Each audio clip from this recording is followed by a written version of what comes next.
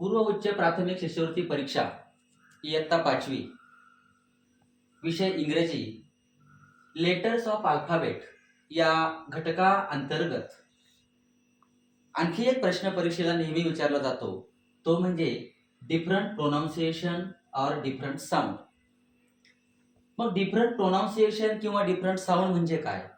तर different pronunciation म्हणजे उच्चार, डिफरंट म्हणजे वेगळा, म्हणजे वेगळा उच्चार असणारे शब्द अशा भागावरती आपल्याला प्रश्न विचारलेले असतात. मग आपल्याला एबीसीडी येते. एबीसीडी मध्ये आपण काही व्हॉवेल्स पाहिलेले आहेत, काही कॉन्सोनंट्स पाहिलेले आहेत. मग प्रत्येक लेटरचा उच्चार हा वेगळा आहे. व्हॉवेलचा उच्चार वेगळा आहे, कॉन्सोनंटचा उच्चार वेगळा आहे, म्हणजे स्वरांचा आणि व्यंजनांचा उच्चार आपल्याला माहित आहे. मग आता या भागावरती परीक्षेला प्रश्न विचारले जातात. प्रश्न कशा स्वरूपाचा असतो? For example, choose the word that begins with different sound. Choose the word, choose म्हणजे निवडणे. द वर्ड शब्द दॅट बिगिन्स सुरुवात विथ डिफरंट साऊंड म्हणजे वेगळ्या उच्चारानं सुरुवात होणारा शब्द ओळखा. बरोबर? किंवा निवडा. चूज म्हणजे निवडणे. मग वेगळ्या उच्चारानं सुरू होणारे शब्द तुम्हाला निवडायला सांगितलेले असतील. किंवा आणखी प्रश्न कसा असेल? Which of the following words begin with different sound. वेगळ्या उच्चाराचा शब्द तुम्हाला ओळखायला सांगितलेला आहे, निवडायला सांगितलेला आहे. मग फॉर एक्झाम्पल आपण या ठिकाणी एक उदाहरण घेतलेलं आहे. शब्द पहा, काइंड, काइट, नो आणि किटन. या ठिकाणी के या लेटरनं सुरू होणारे शब्द आपण घेतलेत. पण चारही शब्दांचा जर आपण विचार केला तर यामध्ये केचा जो उच्चार आहे डिफरंट साऊंड म्हणजे वेगळा उच्चार. मग काइंड, काइट,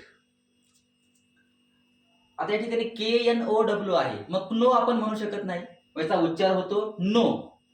आणि किटन, मग काइंड क, काइट क, किटन क, पण नो म्हणत नाही, आपण नो म्हणतो. म्हणजे केचा उच्चार न सारखा होतो.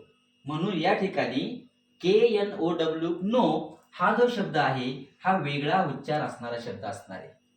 डिफरंट साऊंड आहे, डिफरंट प्रोनाउन्सिएशन आहे. म्हणजे या ठिकाणी केचा उच्चार न सारखा होतो म्हणून तो वेगळ्या उच्चाराचा शब्द आहे. दुसरा एक आपण प्रश्न बघूया. Which of the given words has different pronunciation of vowel you.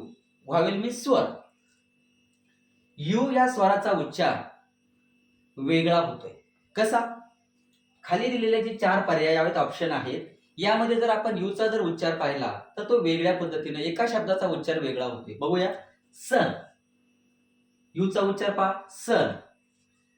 Hut, put आणि टप. मग या ठिकाणी आपण सून म्हणू शकत नाही किंवा हुट म्हणू शकत नाही किंवा या ठिकाणी आपण ट्यूब म्हणू शकत नाही. बरोबर? म्हणजे हे जे शब्द आहेत हे शब्द कसे आहेत पहा.